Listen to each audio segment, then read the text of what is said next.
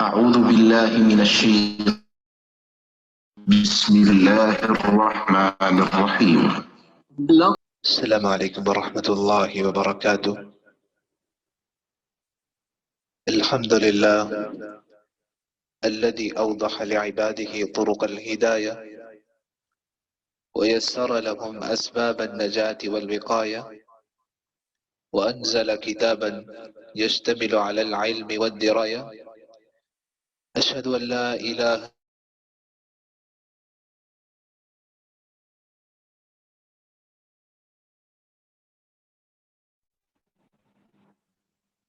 فأعوذ بالله من الشيطان الرجيم. بسم الله الرحمن الرحيم. لقد من الله على المؤمنين إذ بعث فيهم رسولا من أنفسهم يتلو عليهم آياتي ويزكيهم ويعلمهم الكتاب والحكمة. اللہ رب العزت نے انسانیت کو پیدا کیا اور ان کو گناہوں کی دلدل سے نکالنے کے لیے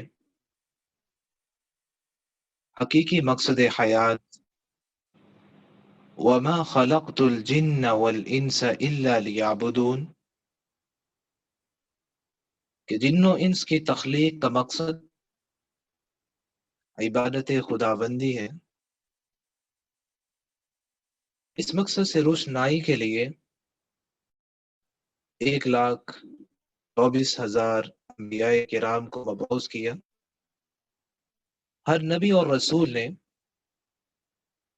اپنی قوم و ملت کو اس مقصد پر گامزن کرنے کے لیے اور در در کی ٹھوکروں سے بچا کر خالق و مالک کے بندگی میں لانے کے لیے اپنی زندگی کے لیل و نہار کو وقف کیا۔ محمد عربی صلی اللہ علیہ وسلم مکہ کی سرزمین میں تشریف لاتے ہیں اور آپ اس تسلسل کی آخری کڑی ہوتے ہیں۔ نبی رحمت صلی اللہ علیہ وسلم کے آنے سے پہلے اگر دنیا کائنات میں نظروں کو دوڑائیں تو ہمیں مختلف ادیان و مذاہب نظر آتے ہیں کہ انسان کے سامنے ہی جھکتا نظر آتا ہے، اور بیت اللہ جو اللہ کی عبادت کا مرکز و محور ہے، لوگوں نے اس کے اندر بھی 360 بت سجائے ہوئے ہیں، اور ان کے سامنے وجہ کیا ہے؟ جہالت ہے، علم سے دوری ہے۔ نبی رحمت صلی اللہ علیہ وسلم کے اور حالت چھٹ جاتے ہیں، اللہ کی رحمت اور نور ایمانی کی شعائیں ہر سو بکھرنا شروع ہو جاتی ہیں۔ رسول ہاشمی صلی اللہ علیہ وسلم دنیا میں آتے ہیں تو 4 مقاصد کے تحت، جن کو قرآن مجید اس آیت کریمہ میں بیان کرتا ہے۔ لقد من اللہ علی المؤمنین اذ بعث فیہم رسولا من انفسہم یتلو علیہم آیاتی ویزکیہم ویعلمہم الکتاب والحکمہ۔ اللہ رب العزت کا لوگوں پر بہت بڑا احسان ہے کہ انہوں نے ایک ایسے ہادی رہبر کو بھیجا جو لوگوں پر سب سے پہلے کتاب اللہ کی تلاوت کرتا ہے، پھر لوگوں کا تزکیہ نفس کرتا ہے، گناہ کی آلودگیوں سے پاک کرتا ہے، پھر کتاب و حکمت کی تعلیم دیتا ہے۔ جب ہر رسول اور ہر نبی کے مشن رہا ہے کہ انسانیت کسی نہ کسی طرح اللہ کی معصیت سے باز آ جائے، گناہوں کی دلدل سے نکل آئے اور اللہ کی بندگی اختیار کر لے، تو گناہ کیا ہے اور گناہ ہونے پر ایک مومن کا کیا رویہ ہوتا ہے،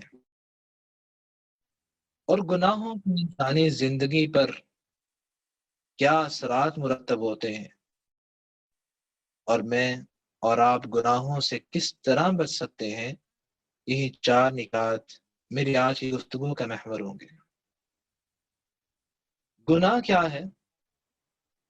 وابسہ بن معبد رضی اللہ تعالی عنہ سے مروی ہے کہ وہ آپ صلی اللہ علیہ وسلم کے پاس آئے، آپ نے فرمایا جئت تسألنی عن البر والاسم، وابسہ میرے پاس آئے ہو تاکہ جان سکو کہ نیکی اور برائی کیا ہے، استفت قلبک، اپنے دل سے پوچھو،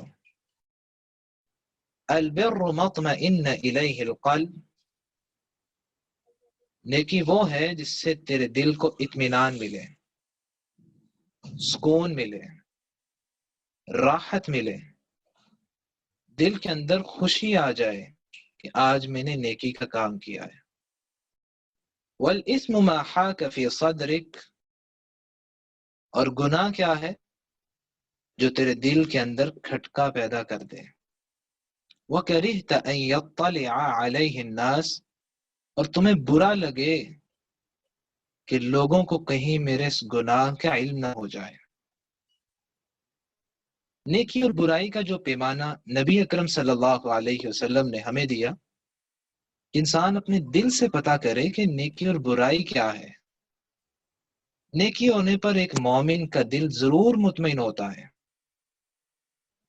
اور اگر گناہ ہو جاتا ہے تو اس کا دل ضرور ملامت کرتا ہے، اور آپ صلی اللہ علیہ وسلم پر اترنے والا قرآن مجید وَلَا أُقْسِمُ بِالنَّفْسِ اللَّوَّامَةِ، کہ اللہ نے نفس لوامہ کی قسم اٹھائی ہے جو گناہ ہونے پر انسان کو ملامت کرتا ہے۔ اگر انسان کا یہ رویہ ہو کہ نیکی ہو اور اس کے دل میں خوشی آ جائے، برائی ہو تو اس کے دل میں غم اور غصے کا اظہار ہو، تو یہ اس کے ایمان کی نشانی ہے۔ نبی اکرم صلی اللہ علیہ وسلم نے فرمایا اذا سرتک حسنتک وساءتک سیئتک فانت مؤمن، اگر نیکی تمہیں خوش کر دے اور برائی تمہیں غم زدہ کر دے تو یہ تیرے ایمان کی نشانی ہے۔ جب انسان کے دل سے نیکی اور برائی کی پہچان ختم ہوتی ہے تو اس سے نیکی ہو بھی جائے تو اس کے دل میں کوئی خوشی نہ آئے، برائی ہو تو اسے پریشانی نہ آئے، یہ اس کے ایمان کے ختم ہونے کی نشانی بن جاتی ہے۔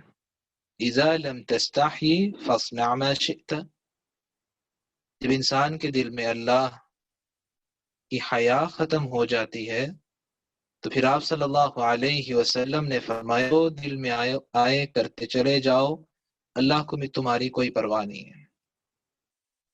گناہ ہونے پر ایک مومن کا کیا رویہ ہوتا ہے؟ دیکھیں نبی اکرم صلی اللہ علیہ وسلم سے تربیت یافتہ صحابہ کرام کی طرف ابو مسعود انصاری رضی اللہ تعالی عنہ سے مروی ہے کہ میں ایک دن اپنے غلام کو مار رہا تھا، آپ صلی اللہ علیہ وسلم میرے پاس سے گزرے، فرمایا اعلم ابا مسعود للہ اقدر علیک منک علی، ابو مسعود آج تمہیں طاقت ہے اپنے غلام پر، اس کو مار رہے ہو، لیکن ایک ایسی ذات بھی ہے جو اس سے زیادہ تم پر طاقت رکھتی ہے کہ تمہیں سزا دے۔ تو ابو مسعود انصاری رضی اللہ تعالیٰ عنہ نے کیا رویہ اپنایا؟ فوری کہا وَحُرٌ لِوَجْهِ اللَّهِ یا رسول اللہ، اللہ کے رسول میں نے اللہ کی رضا کے لیے اس کو آزاد کر دیا ہے، میں اللہ کی سزا برداشت نہیں کر سکتا۔ یہ صحابہ کا رویہ تھا کہ وہ غلطی ہونے پر فوراً توبہ کی کوشش کرتے، ہیلے بہانے نہیں تراشا کرتے تھے۔ جب انسان اپنے گناہوں پر اور اپنی غلطی اور کمی کوتاہی پر دلائل اور ہیلے تراشنا شروع کر دیتا ہے تو اس کو کبھی توبہ کی توفیق نہیں ملتی۔ نبی اکرم صلی اللہ علیہ وسلم نے فرمایا الکیس من دان نفسه وعمل بها بعد الموت، عقل مند دانا انسان وہ ہے جو اپنی زندگی کا محاسبہ کرتا رہتا ہے اور اس زندگی کی تیاری میں رہتا ہے جو کبھی ختم ہونے والی نہیں ہے۔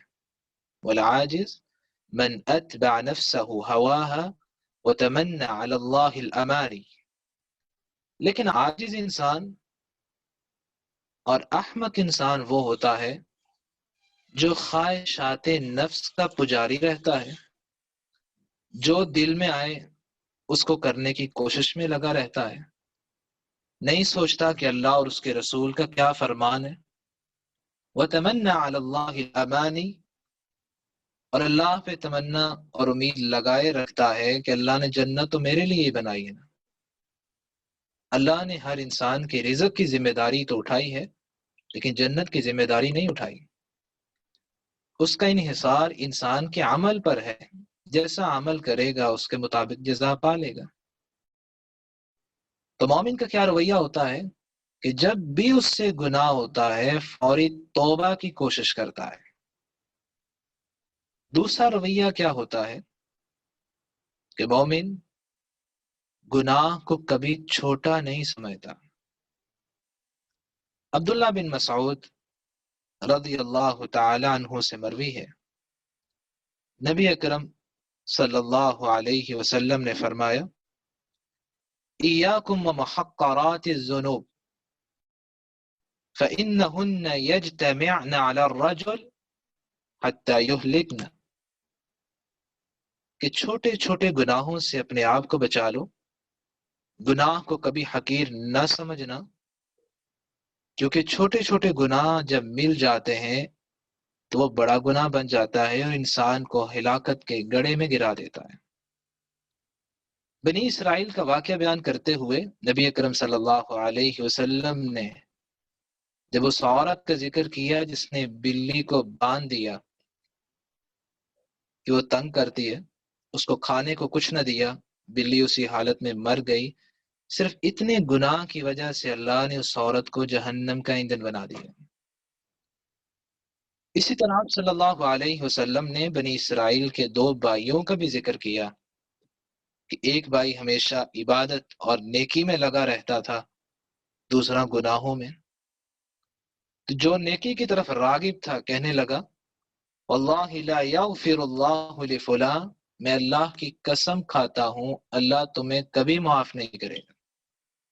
اللہ کو فوری غیرت اور غصہ آیا، فرمایا من ذا الذی یتألی علی، کون ہے جو مجھ پر لازم کر رہا ہے کہ میں فلاں کو معاف نہیں کروں گا؟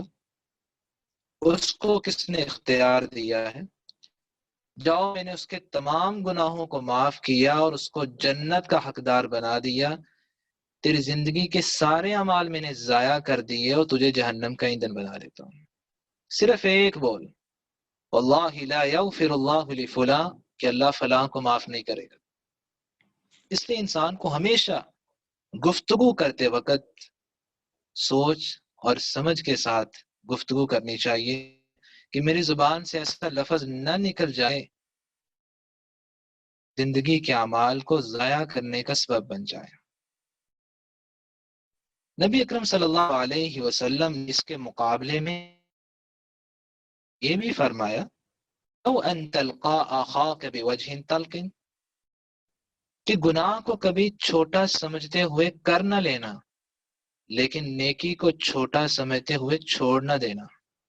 وَلَوْ أَن تَلْقَى أَخَاكَ بِوَجْهٍ طَلْقٍ، اگر تمہیں اپنے بھائی کو مسکراتے چہرے سے ملنا نہ پڑے، یہ عمل بھی کر لینا، اللہ اس سے بھی درجات کو بلندی کریں گے۔ نبی اکرم صلی اللہ علیہ وسلم نے اس انسان کا بھی ذکر کیا جو صرف مسجد سے ایک تنکا اٹھا دیتا ہے، اللہ اسی عمل کی وجہ سے اس کو جنت کا حقدار بنا دیتا۔